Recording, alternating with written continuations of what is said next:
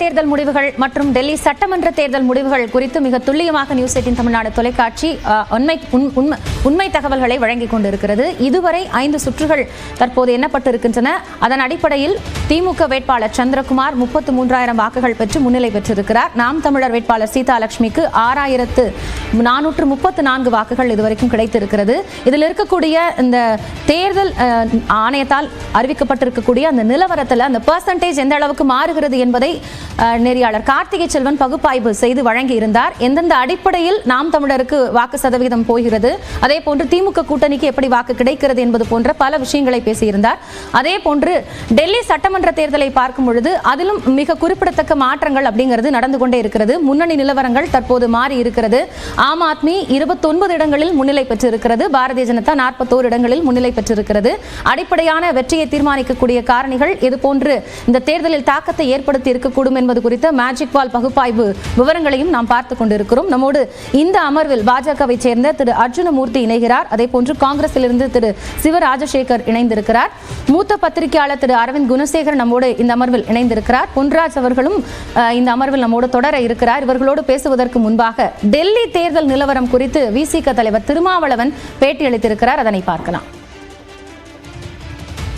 டெல்லியில் சட்டப்பேரவை தேர்தலில் பாஜக முன்னிலையில் இருப்பது மிகுந்த அதிர்ச்சியை தருகிறது. ஆம் ஆத்மி இந்த அளவுக்கு பின்னடைவை சந்திக்கும் என்று எதிர்பார்க்கவில்லை.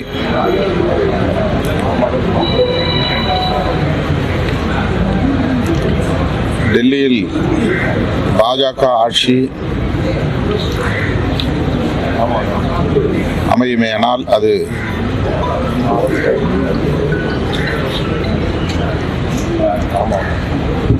தேசத்திற்கான ஒரு பின்னடைவாகத்தான் கருத வேண்டியிருக்கிறது. நியாயமான முறையில் இந்த தேர்தல் டெல்லியிலே நடைபெற்ற தேர்தல் நடந்திருக்குமா என்கிற ஐயத்தை எழுப்புகிறது.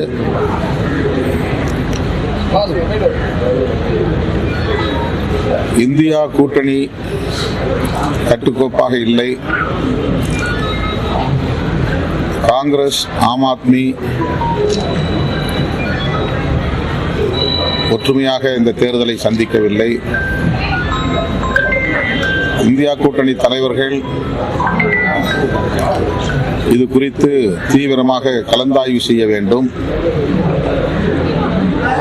இந்தியா கூட்டணியில் இடம்பெற்றுள்ள கட்சிகள் ஈகோ பிரச்சனைகளை பின்னுக்கு தள்ளிவிட்டு நாட்டையும் மக்களையும் காப்பாற்றுவதற்கான திசை வழியில் சிந்திக்க வேண்டும்.